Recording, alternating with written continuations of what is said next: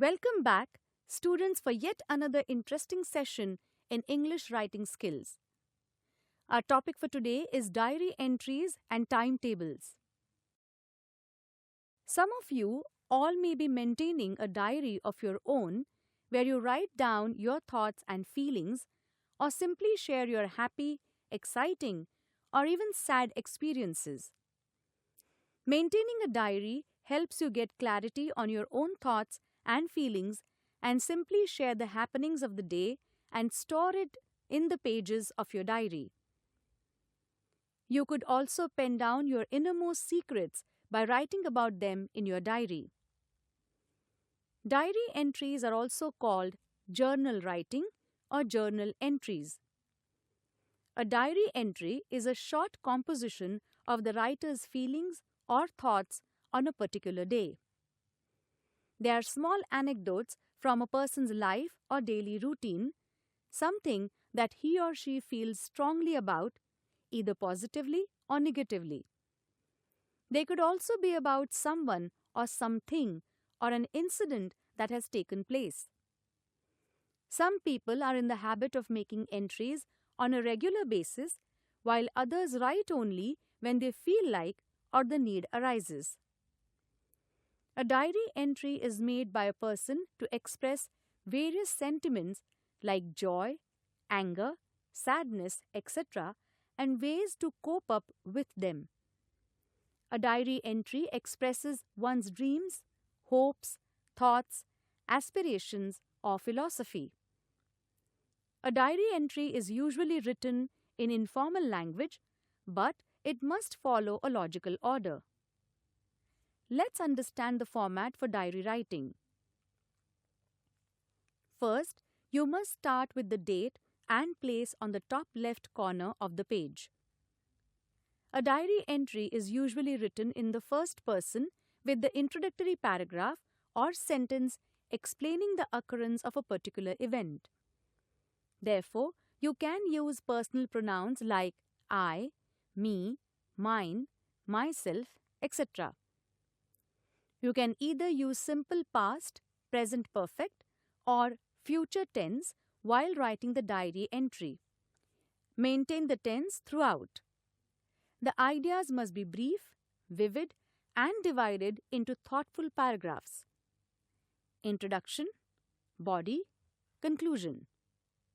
The main body of the entry is an expansion of the introductory paragraph. While concluding the diary entry, the writer's personal remark about the day or the event or with an action to be implemented in future must be included. Let's take a sample topic and write a diary entry as per the format we have discussed. Example: you need to write a general diary entry of a young school girl. In this entry, you can write about how there was a new student in class and how you saw the student being very nervous and uncomfortable. You can also write how you tried to talk to the new student to make her feel welcome and introduce her to your friends. Include your personal experiences, your thoughts and feelings on your first day at school. Let's begin by writing the day and date on the top left corner. Monday, 5th August. A new girl has joined our class today. It must be so awkward for her to be in a new school in the middle of the term. I saw her sitting quietly in one corner of the classroom when I entered. She said her name is Shruti and her father has just been transferred to our city, resulting in her midterm entry. I immediately remembered my first day at this school 2 years back and how lost I had felt. I sat beside her today and tried to make her a bit comfortable. I even introduced her to Meena and Shilpa. We all got along well with her. She seems nice. Maybe we can be friends. Students, if you are describing any incident, make sure you use past tense while writing. Use short, simple sentences and complete the entry in 80 to 100 words. You can read the other sample entries given in your book. Clip 2. In this clip, you will be learning about preparing a timetable. Students, you must be arranging your books and study material as per your school timetable. This timetable tells you about your lecture timings and also tells you which subjects would be taken up in school every day of the week. So, a timetable is like an itemized routine. It is a schedule or a log of what a person has to do or had done during a particular time. There are various uses of a timetable. They are maintained for personal or official reasons alike.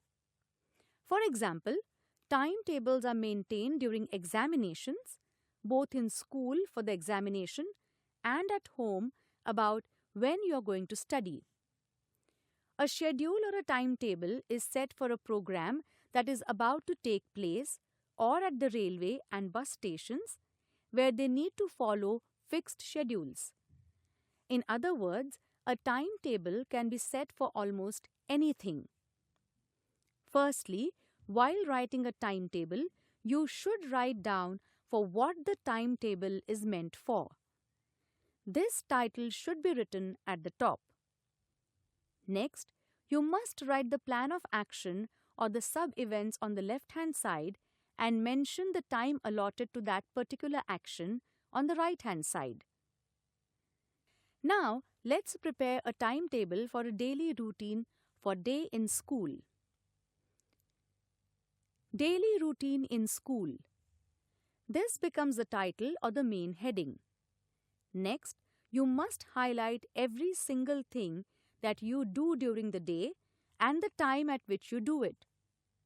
Remember to write the events only in points and not whole sentences. Let's write. Wake up 6 a.m. Breakfast 6:30 a.m. Leave for school 7:15 a.m. Return from school 2:30 p.m.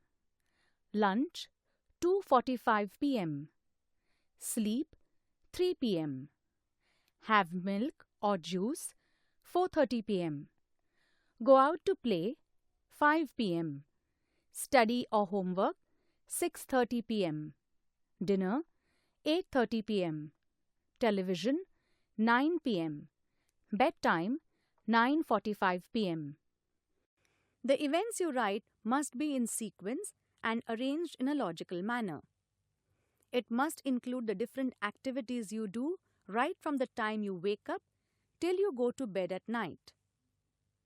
Include points on school hours, breakfast, lunch, snacks, and dinner timings, and also your play and homework timings. Students, you will notice that this same format is followed for every sample timetable given in your book. Go through these examples and write a few timetables on your own.